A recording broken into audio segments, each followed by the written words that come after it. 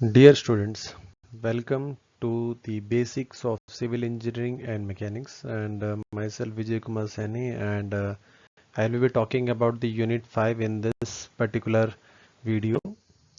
So unit 5 content is basically about the impact and collision. So the basic course outline that is we'll be talking about in this particular video will be like impact, type of impact, then law of conservation of momentum, coefficient of restitution, numerical on direct central impact. So this is basically the course outline as per the your unit number 5. So हम इसी के बारे में आपके बारे में बात करने वाले हैं. Going to the next slide, it talks about the impact, and impact is basically when a high force event occurs over a short period time when two or more bodies collide. So basically जब एक छोटी और कम time में वो एक काफ़ी high force event occur होगा that too in a short period of time and उसमें दो बॉडीज कोलाइड करेंगे. एज यू कैन सी इसके अंदर मैंने एक बॉल का एग्जांपल भी आपका एक नीचे दिया हुआ है. व्हेन दे कोलाइड, सो उस चीज के रिलेटेड कैसे वो बिहेवियर रहेगा या क्या उस टाइम पे एक सिनेरियो क्रिएट होगा, मोर और less this will be studying in this particular unit, that is unit number 5. So उसका जो इफेक्ट्स रहेगा उसको एनालाइज करने के लिए we have the concepts of like momentum, impulse and the coefficient of restitution. So ये तीन चीज़ों के बारे में हम इस चीज़ के अंदर that is your particular unit number 5 में इस वीडियो के थ्रू हम देखने वाले हैं. So see this is like one body at a stationary position and second body आपको उसमें आके हिट कर रही है. So just with an example कि उसका बिहेवियर पैटर्न या उसमें क्या सिनेरियो क्रिएट होगा वो हम सब चीज़ आगे नोटिस करने वाले हैं और देखने वाले हैं इसके अंदर.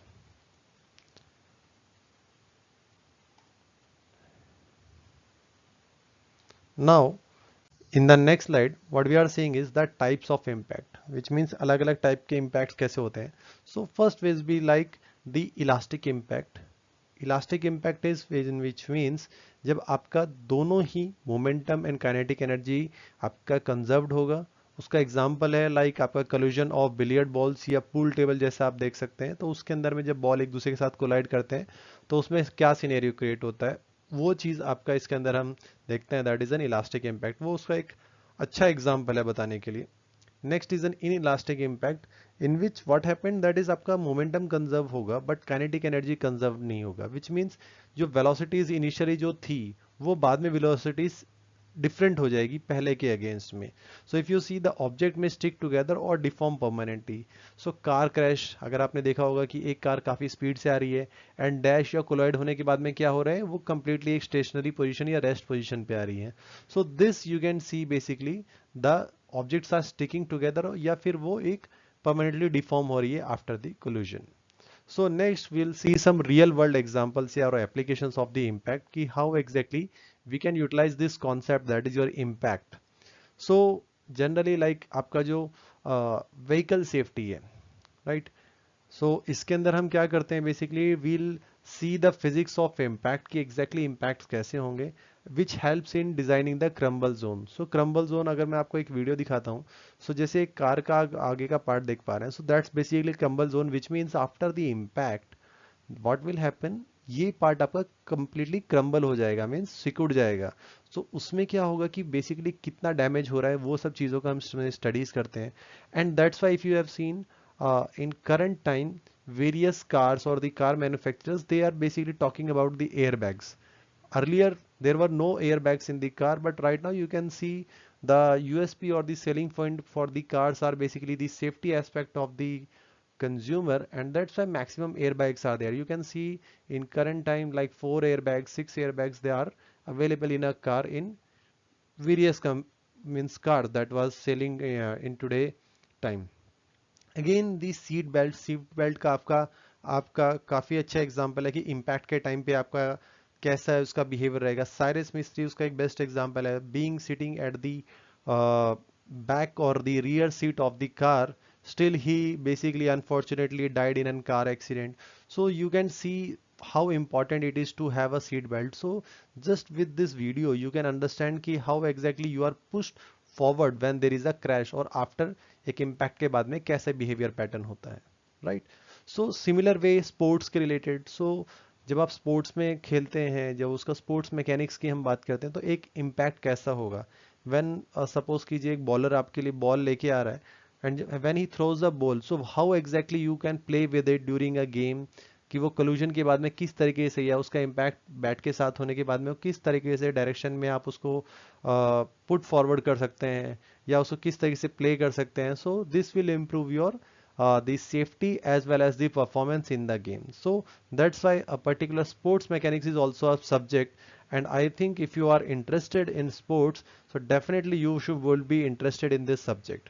So again, mechanics helps you out in dealing these kind of things. Again, for the engineering aspect like designing of structures की like bridges, helmets, protective barriers. So if you see current way में जो आपके helmets है, I'm not saying specifically for only the construction, when in real life also, जब आप कोई as an rider and a pillion, जब आप एक vehicle पे बैठ के जा रहे हैं, that to giving an example, एक मोटर बाइक का एग्जांपल लेते हैं.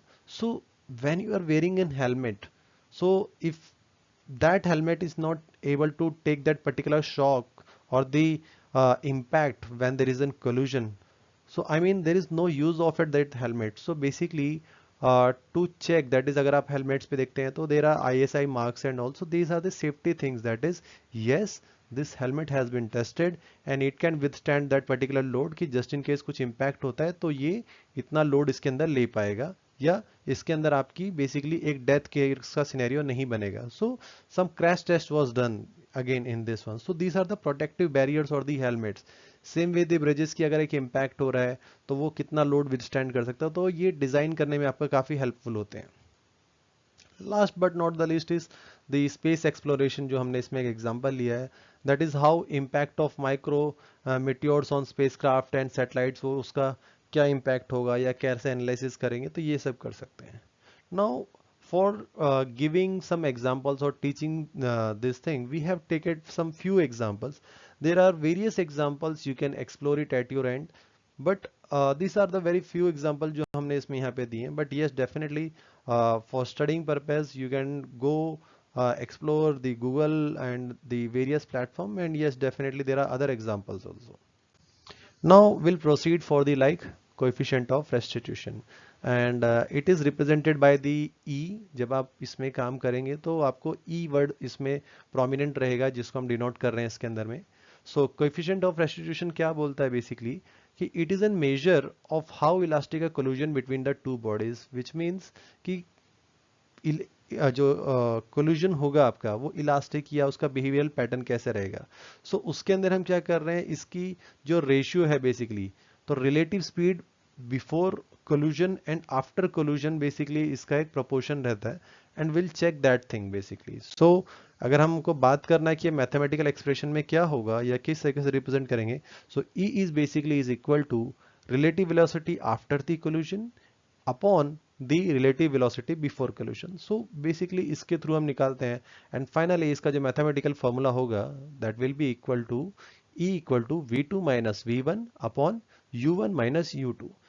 वेरएज अगर मैंने इसके नीचे आपका इसका हर एक का दैट इज V1 V2 का भी आपका डिनोमिनेशन दिया, that is V1 V2 are the final velocities of the two bodies before after the collision, and U1 U2 are the velocities of the bodies after the before the collision. So basically these are the initial and final velocities हैं आपकी, and जो E है basically that representing the coefficient of restitution, and वो क्या होगा basically, it is basically a dimensionless quantity and ranges between 0 to 1, उसके बीच में आपकी इसकी वैल्यू रहेगा.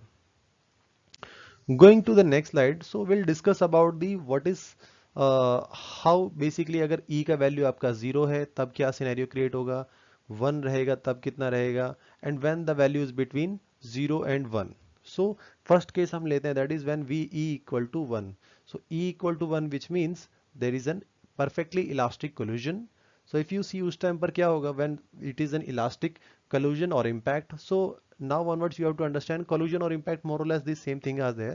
So impact के टाइम पे क्या होगा, when it is an perfectly elastic impact, so velocities जो रहेंगे वो दोनों बॉडीज के इंटरचेंज हो जाएंगे. गिविंग एग्जांपल, जैसे यहाँ पे हमने बिलियर्ड्स का एग्जांपल लिया है या पूल का हम एग्जांपल लेते हैं.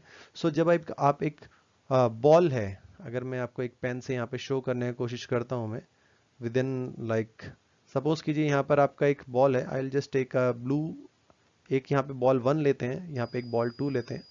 So now if I will say this is ball 1 and this is ball 2. सो अगर आप ये बॉल 1 से यहाँ से ऐसा अगर आप यहाँ से हिट करेंगे with your stick in an billiards, so वो क्या होगा, वो जाके इसको हिट करेगा. And finally what will happen, अगर यहाँ पे बिलियर्ड्स अगर आपने खेला है या पूल खेला है, सो व्हाट विल हैपन, यहाँ पे आपका पॉकेट है एंड ये फाइनली बॉल इसके अंदर जाएगा, ये पॉकेट में जाएगा एंड दिस थिंग जो इनिशियली रेस्ट पे था ये एक मूविंग पोजीशन पे आ जाएगा एंड ये जो ऑलरेडी एक रेस्ट से इनिशियल पोजीशन पे जा रहा है, यहाँ पर इनिशियल वेलोसिटीज की आपको देखेंगे तो उसका क्या होने वाला, एक इनिशियल वेलोसिटी आपने जैसे स्टिक किया तो एक इनिशियल वेलोसिटी रहेगा इसका and finally when it hits the second ball, मतलब वो जब वो सेकेंड बॉल को हिट करेगा सो वो रेस्ट पर आएगा एंड सेकेंड बॉल आपका स्टार्ट हो जाएगा. So talking about this thing, so first body का u1 जो है आपका वो क्या होगा, वो आपकी कुछ वेलोसिटी रहेगा इसका, राइट. सपोज कीजिए 1 है एंड स्ट्राइक होने के बाद में क्या हो जाएगा उसका v1 इज इक्वल टू 0. ठीक है. नाउ सेकेंड बॉडी का क्या है, इनिशियली उसका जो वेलोसिटी था, अगर मुझे इसको u2 से रिप्रेजेंट करना है सो वो आपका 0 था क्योंकि वो इनिशियली रेस्ट पे था एंड जब ये यहाँ पे आने के बाद जब वो हिट किया है पीछे से फर्स्ट बॉल तो वो यहाँ पे आने के बाद उसका v2 इक्वल टू आपका सम वेलोसिटी रहेगा दैट इज 2, तो तभी वो पॉकेट में जाएगा. सो बेसिकली क्या हो रहा है यहाँ पर, if you see their velocities are interchanging, right. So now the thing is if you see coefficient of restitution is equal to 1, momentum आपका कंजर्व हो रहा है दैट इज m1 u1, ये आपका मोमेंटम का फॉर्मूला है कंजर्वेशन का and kinetic energy आपकी कंजर्व हो रही है इसके अंदर.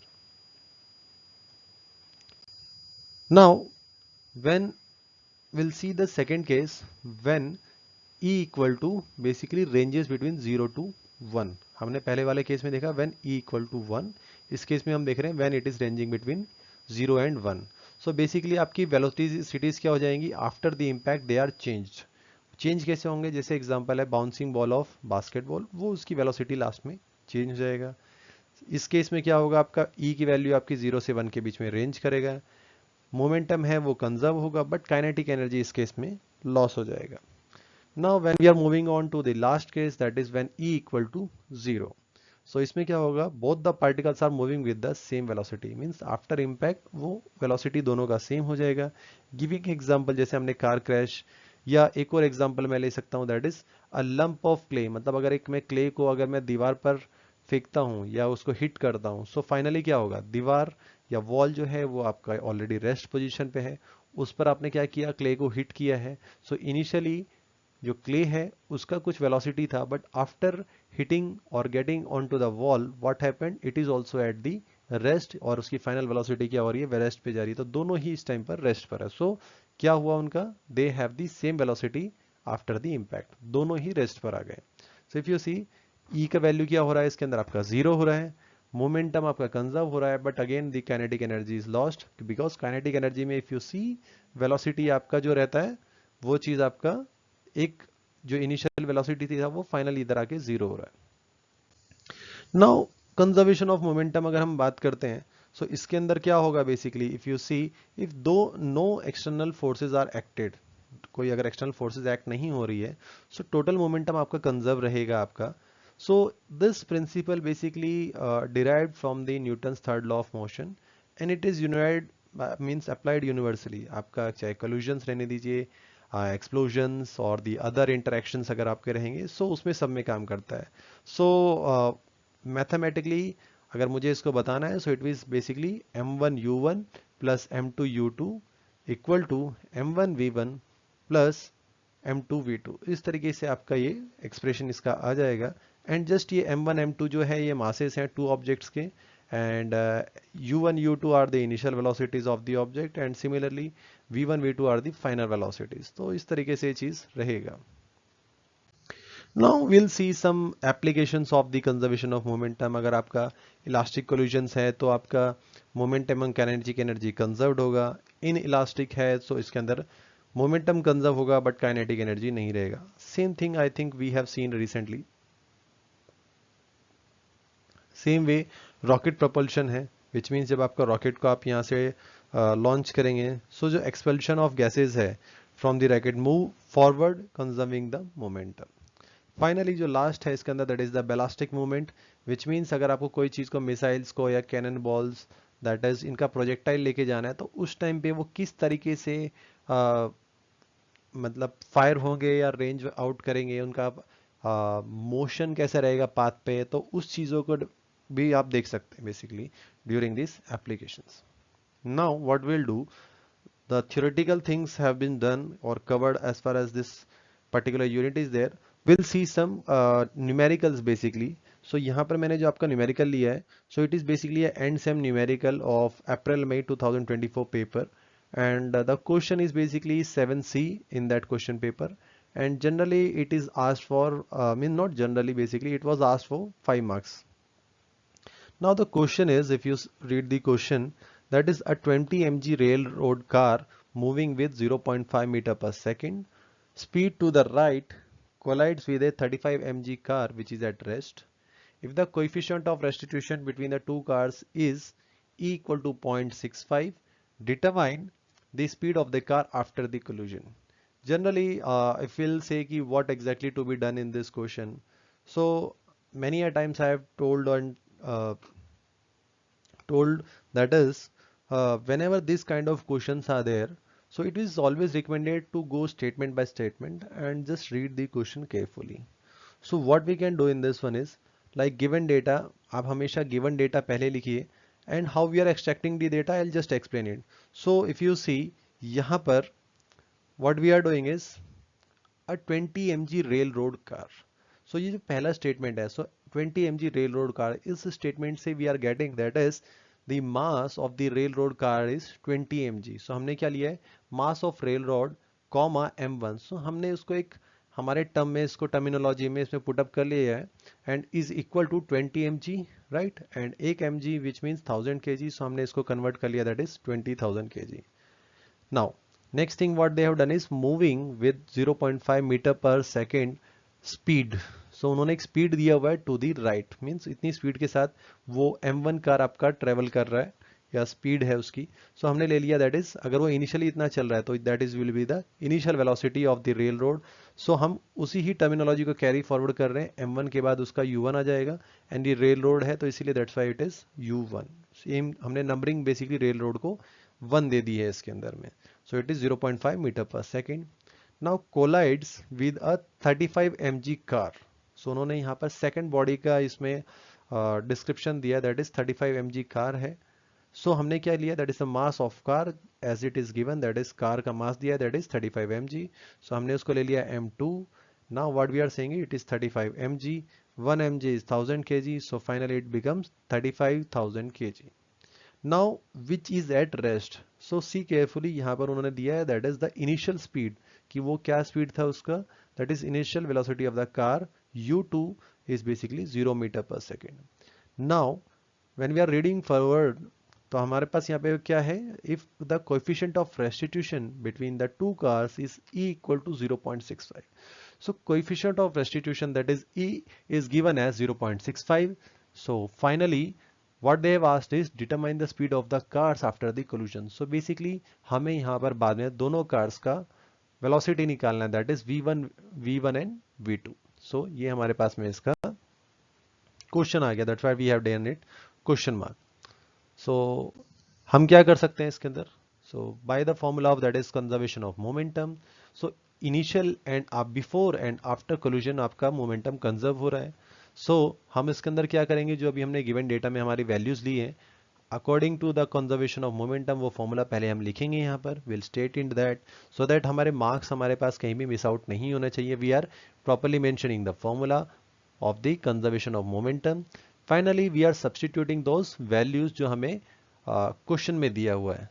सो if you see m1 is the mass of 20 mg जो हमें दिया हुआ था कार का, रेल रोड का, तो हमने यहाँ पे 20 mg को हमने कन्वर्ट किया था, दैट इज 20,000 kg.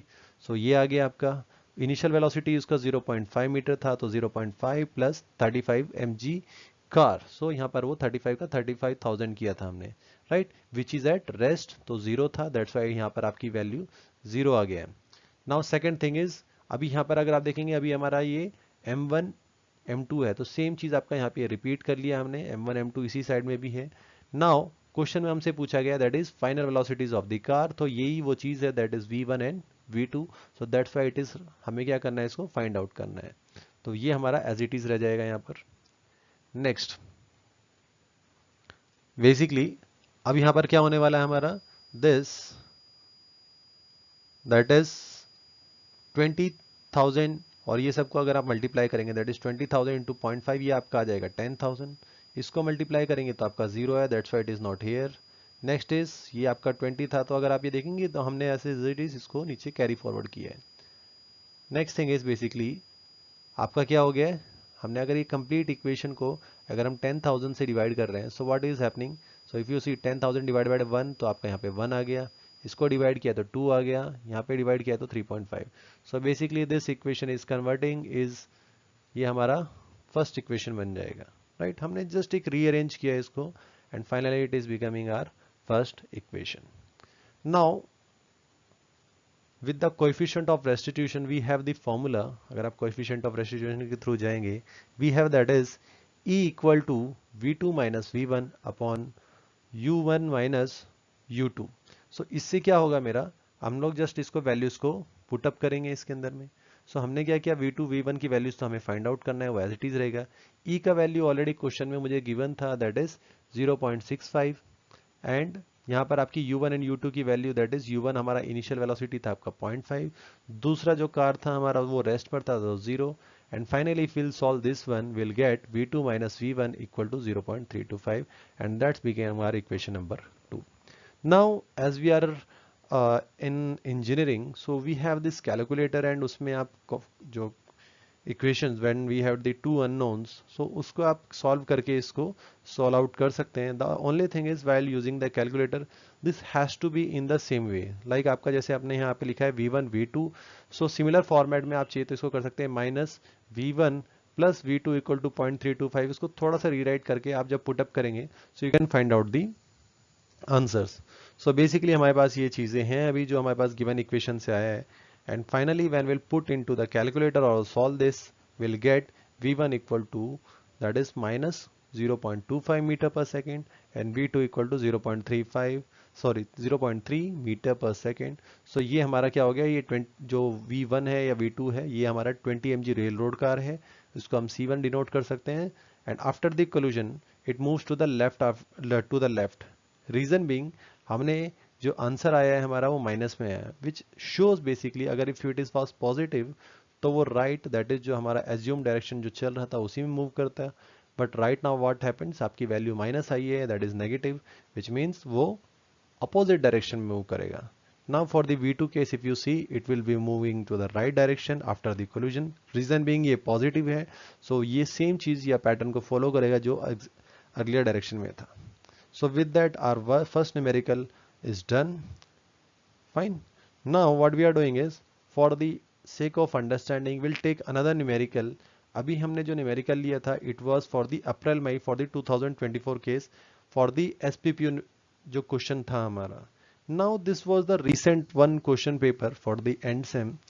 अभी जो हमारा नवंबर दिसंबर चल रहा है उसी में SPPU के मैकेनिक्स के पेपर में क्वेश्चन आया है that is question number 8C and now it was asked for the 5 marks।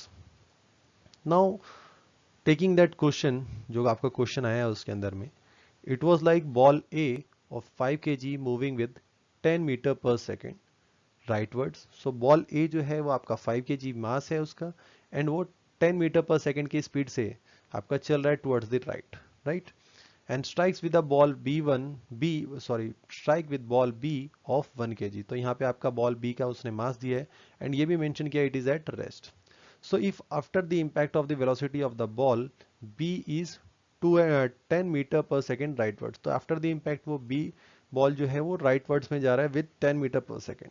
सो हमें यहाँ पे क्या बोला गया है, इंपॉर्टेंट क्या है, velocity of ball A after the impact and collision of restitution. So I guess मैंने थोड़ा सा आपको पढ़ने के टाइम पे ही इसका थोड़ा सा गाइड कर दिया है, बट अगेन व्हेन वी से कि मुझे एग्जैक्टली इसमें क्या करना है, लास्ट टाइम जैसे हमने प्रीवियस क्वेश्चन में भी अभी हमने रिसेंट किया है, I will suggest always go with statement by statement, read the question carefully, and if you read the question carefully and go through it, so definitely जैसे मैं आपको यहाँ पे given data भी आपको दे रहा हूँ, so this data is already extracted from this question only. So see here, that is mass of ball A. तो हमने क्या किया, ball A of 5 kg, which means mass दिया हुआ है उसका, right? So mass of ball A, हमने इसको क्या किया, MA is equal to 5 kg, जो हमें 5 kg दिया है, moving with 10 metre per second. तो हमारा ये क्या है, इनिशियल वेलोसिटी है फॉर बॉल ए। सो हमने वही चीज को किया है, इनिशियल वेलोसिटी ऑफ बॉल ए, उसका यू ए किया है 10 मीटर पर सेकेंड। उसने राइट वर्ड्स दिया है, सो हमने यहाँ पर राइट वर्ड्स ले रहे हैं। स्ट्राइक्स विद बॉल बी, वो दूसरी बॉल के साथ स्ट्राइक कर रहा है, तो उसका मास दिया है यहाँ पे of 1 kg। So if you see carefully, हमने क्या किया है, मास ऑफ बॉल बी, और उसका हमने डिनोट किया दैट इज एम बी से, उसका जो मास दिया है 1 kg, तो हमने यहाँ से एक्सट्रैक्ट कर लिया डेटा वो, that is 1 kg, and which is at rest. So if you see initial velocity क्या था उसका, that is 0 metre per second, that is rest, right? So उसको हम लिखते हैं, अगर बॉडी कोई रेस्ट है या स्टेशनरी पोजीशन है, so हम उसको क्या करेंगे, that is 0 metre per second. Now ये हमारा इतना जो डेटा है इनिशियल, जो 4 हमारे पास यहाँ पे ये जो डेटा आया है, it is before the collision, right? So if after the impact, तो आफ्टर द इम्पैक्ट क्या हो रहा है, मेरा final velocity of ball B. So मुझे यहाँ पे बॉल बी का फाइनल वेलोसिटी दिया है, तो वी बी बोल सकते हैं उसको। It is going with like 10 metre per second rightwards, तो राइट वर्ड की साइड जा रहा है। नाउ क्वेश्चन में क्या पूछा गया है मुझे, वेलोसिटी ऑफ बॉल ए, ठीक है, तो हमने इसको लिख लिया है, that is final velocity of ball A. So यहाँ पर थोड़ा सा मिस्टेक है, आप इसको वी ए ले सकते हैं इसके अंदर में, right? So after the impact and coefficient of restitution E, तो यहाँ पर आपका कोएफिशिएंट ऑफ रेस्टिट्यूशन ई की वैल्यू हमें निकालना है। So these two things we have to find out. Okay, so solution कैसे होगा, again like conservation of momentum, मेरा बिफोर एंड आफ्टर मोमेंटम मेरा कंजर्व होगा, मेरे को नॉन वैल्यूज, दैट इज अभी मैंने क्या किया है, जैसे हमने आपका कंजर्वेशन ऑफ मोमेंटम का, अगर हमने m1u1 plus m2u2 is equal to like m1v1 plus m2v2 थी था, तो यहाँ पर हमने सिर्फ जस्ट क्वेश्चन के अकॉर्डिंगली इसको थोड़ा सा रीस्ट्रक्चर किया, else the more less the thing is same. Now if you see यहाँ पर ये गिवन डेटा में ये हमारे पास वैल्यूज हैं ऑलरेडी इसका, if will put up that values here, so हमने देखा होगा कि मास दिया हुआ है ball A and ball B का, तो एक का बॉल का दिया था 5, दूसरा बॉल का दिया था हमें 1, तो वही चीज अगर हमने पुटअप किया, सी 5 1 5 1, राइट? इनिशियल वेलोसिटी ए बॉल का 10 था, दूसरा रेस्ट पे था तो 0 है। सिमिलर फाइनल जो वेलोसिटी जो था वी ए हमें फाइंड आउट करना है, एंड जो बॉल बी था उसका ऑलरेडी 10 दिया है, तो हमने यहाँ पर जस्ट वैल्यूज को पुटअप किया है, and finally will get this equation. यहाँ पर रीअरेंज करने के बाद में, नाउ यहाँ पर अननोन सिर्फ एक है, that is we A. So just doing some calculation, आप थोड़ा सा रीअरेंज करेंगे तो you will get that is we A equal to 8 metre per second. So अगर रीअरेंज भी करना है तो if you see 50 equal to, क्योंकि यहाँ पर ये तो 5 इंटू 10 आपका 50 आ जाएगा, 1 इंटू 0 करेंगे तो 0, this case it is like 5 V A plus 10 into 1 is 10। Next अगर ये फाइनल आंसर आपको पूछा जाए कि कैसे आ रहा है, सो यहाँ पर 50 है, तो आप लेफ्ट साइड में लेके जाएंगे तो 50 minus 10 is 40 is equal to, यहाँ पर कितना हो जाएगा आपका 5a, so 40 divide by 5 is 8, right? So va का value is coming out 8 metre per second, right?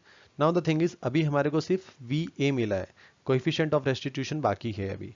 सो उसके लिए क्या करेंगे, कोएफिशिएंट ऑफ रेस्टिट्यूशन का फॉर्मूला है that is relative velocity after collision upon the before collision. उसका फॉर्मूला क्या यहाँ पे क्रिएट होगा आपका, that is V B minus V A upon you A minus U B. So again just हमने जो हमारा रेगुलर फॉर्मूला था that is V two minus V one upon U one minus U two, उसको just इस question के according हमने किया है, as the basic fundamental thing is same, right? So if we put up those values, if you see V B already हमें 10 दिया हुआ था, हमने 10 लिखा है, वी ए रिसेंटली हमने 8 कैलकुलेट किया है upon you A, if you see यहाँ पर 10 था ऑलरेडी हमने वही रखा है, यू बी हमारा इनिशियल वेलोसिटी उसका रेस्ट पे था तो 0 है, तो वही चीज आ गया। So 10 minus 8 is 2 and 10 minus 0 is 10, so finally will get E equal to 0.2।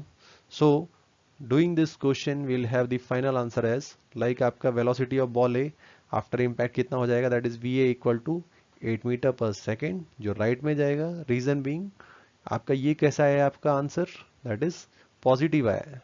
सो जो डायरेक्शन आपका राइट में था तो राइट में ही जाएगा ये, राइट। नेगेटिव आया होता तो then it will have gone in the next, that is left direction और the opposite direction. Now coefficient of restitution as you see E equal to 0.2 आया है। इफ यू रिमेंबर कि अगर हमारा 0 होता तो it was completely plastic impact, if it was 1 it will be a perfectly elastic impact, but यहाँ पर if you see the value is between 0 and 1, so that's why it is आपका, जिसको हम बोल सकते हैं partially in elastic, which means उसके बीच में रेंज है, तो वेलोसिटीज आपका क्या हुआ है, चेंज हुआ है, right. Now what will do, will take one more question, and this one was basically from a Tikmoshenko book, and you can refer, that is page number 474, and in the problem set basically 7.1 was question number 1, so if you can refer that thing, you can refer the book also. It was a wonderful book for the engineering mechanics and studying these concepts. So basically the question was like this was an unsolved question in that one. So if you see, the question was like a man weighing 667.5 Newton runs and jump from a pier. So pier is basically आपका जैसे अब्यूटमेंट्स वगैरह होते हैं तो उसी में आपके piers वगैरह भी आते हैं जो आप ब्रिज वगैरह के ऊपर देखेंगे. So the person basically running from having this weight that is 667.5 newton, and वहां से वो जंप करके बोट में जा रहे हैं with a horizontal velocity of v1 equal to 3 metre per second. Now उन्होंने क्या कहा है next, assuming that the velocity, sorry, the impact is entirely plastic, तो find out the velocity with which and boat will move away from the pier if the boat weighs 890. Now again the solving this kind of questions, so if you remember previously also I have said that is go statement by statement, right. So just the given data, just मैंने अगर आप देखेंगे weight of the man that is W1 मैंने ले लिया यहाँ पे, सो वो कितना हो गया आपका 667.5 newton. Now the thing is if you see जो हम अभी क्वेश्चंस कर रहे हैं, so it is not weight, basically we are seeing the mass. So just मेरा ये नॉमेनक्लेचर थोड़ा सा गलत गया है, दैट इज W1 हो गया, बट यहाँ पर M1 आ जाएगा आपका. सिमिलरली यहाँ पर it's PPT basically and mistakes happen, so यहाँ पर आपका M1 एंड M2 आ जाएगा. Just for the sake of understanding what I can do is यहाँ पर ये आपका केस आ जाएगा दैट इज M1 एंड यहाँ पर आपका M2. Fine. Now the thing is, और coming to the question, the weight of man W1 is given as like 667.5 Newton, and in this case when we'll shift this one, that is mass of man, that is M1 अगर हम यहाँ पर कर रहे हैं, so क्या होगा, अगर मुझे मास में कन्वर्ट करना है, so mass is basically mg, right. So यहाँ पर हमें कंप्लीट ये mg दिया हुआ है, so if will divide this one by the gravity that is g, so will get the mass of the person, that is उसको divide करेंगे तो हमारे पास कितना आ रहा है, इट इज 68.08 kg. सो यहाँ पर हमने उसका मास निकाल लिया है. Then what the person is doing, runs and jump in from a pier, वो पियर के ऊपर से जंप कर रहा है इनटू अ बोट. तो वो क्या कर रहे हैं, बोट के अंदर जंप कर रहे जा रहे हैं. सो जस्ट एक एग्जांपल लेता हूं मैं इसका. So it's basically going like this way कि ये आपका पियर है, राइट. सो यहाँ पर क्या हो रहा है, बोट आपका कुछ यहाँ पर है इस तरीके से आपका, and this person, this fellow basically is here and is jumping from the pier, यहाँ से पियर के ऊपर से कूद रहे हैं और इस बोट में आ रहे हैं, right. So this is what happening here. So basically if you see the horizontal velocity of man कितना दिया यहाँ पर, वो कितनी स्पीड से आ रहे हैं, that is v1 equal to 3 metre per second. So यहाँ पर ये 3 मीटर पर सेकेंड से यहाँ पर आ रहे हैं. एंड फाइनली द वेट, इसमें नेक्स्ट जो चीज दिया this, if you see entirely plastic, so already उन्होंने कोएफिशिएंट ऑफ रेस्टिट्यूशन अगर आपका देखें तो यहाँ पर उन्होंने ऑलरेडी मेंशन कर दिया है आपको, right. So basically the find the velocity with which and boat will move away from the pier. तो हमें फाइंड द वेलोसिटी, हमें फाइनल एक वेलोसिटी निकालना है, that is the man and the boat combined, because वो दोनों एक साथ ही जा रहे हैं उसके अंदर, राइट. एंड उन्होंने क्या दे दिया इसके अंदर, आपका बोट का जो वेट है दैट इज 890, तो M2 आ चुका है आपका. Dividing again by the 9.81, so आपको उसका मास मिल जाएगा that is 90.71. Now initial velocity of boat, if you see वो एक जगह पे रुका हुआ था, राइट. उसमें यहाँ पर ये बोट इनिशियली जीरो पे था, ये भाई साहब इसके अंदर आए, that is he jump from this particular boat, so then it goes away, right. So बाद में इसने एक फाइनल वेलोसिटी अचीव की है। सो ऑलरेडी इसमें एक प्लास्टिक बोला हुआ है, विच मीन्स दोनों का बाद में फाइनल वेलोसिटी सेम हो जाएगा, because after impact both the things are at same. अगर आपने पढ़ा है इसके पहले, that is the plastic thing is basically the final velocity of both the bodies are same. So in this case what we are doing is the momentum before the jump, उसमें क्या होगा m1u1 plus m2u2। So momentum after the jump that is m1 m2 तो रहेगा आपका, and into the final velocity क्या हो जाएगा आपका v1 v2 नहीं रहेगा, उसका दोनों का वेलोसिटी सेम है। सो आपका अगर मेरे को इसको मल्टीप्लाई भी करना है, दैट इज सेम वेलोसिटी है, दैट्स व्हाई इट इज, हमने इसको बाहर ले लिया है। सो नाउ आपका जस्ट एक रीफ्रेम हो जाएगा आपका equation, that is equal to m1 plus m2 is vf। If you see जो हमारा रेगुलर फॉर्मूला है, it is m1 v1 plus m2 v2, but इस केस में दोनों का वेलोसिटी सेम है, दैट्स व्हाई हमने इसको vf नाम दिया एंड उसको हमने बाहर ले लिया directly, right. So now the putting this things, जो हमारे पास इसके रिलेटेड डेटा हमने अभी गिवन डेटा में एक्सट्रैक्ट किया है, so what we are doing is just putting those thing m1 and m2। If you see हमने जस्ट अभी आपका कैलकुलेट किया है, आपको उन्होंने वेट दिया था, हमने मास में कन्वर्ट किया है, तो वही वैल्यूज को इधर m1 m2 m2 यहाँ पर हमने क्या कर लिया है, इसको वैल्यूज को m1 m2 this m1 m2 यहाँ पे रख लिया है। u1 and u2 if you see initial velocity of man was like 3 metre per second जब वो पियर के ऊपर से जंप कर रहे थे, and the boat was zero because it was at rest initially, and final velocities was expected thing that was asked. So finally what we are doing is basically